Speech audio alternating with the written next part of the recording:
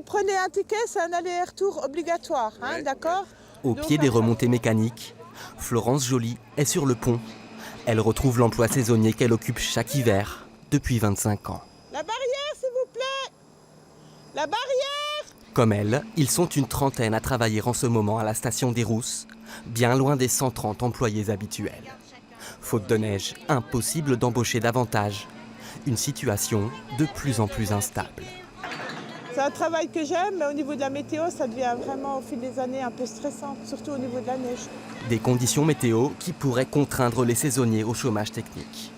Aux remontées mécaniques, pour un salaire brut de 1 600 € mensuels, ils n'en percevraient que 70%, grâce à une aide de l'État au principal employeur de la station.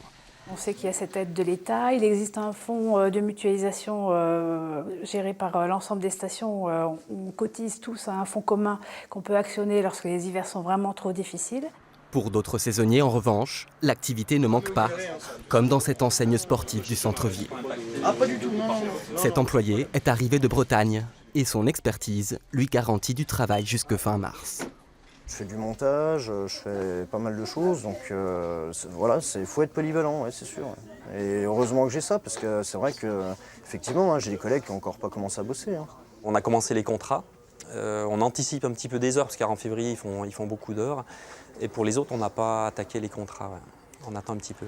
Attendre que l'hiver daigne enfin arriver, autant pour les touristes que pour les saisonniers, déjà prêts pour les accueillir.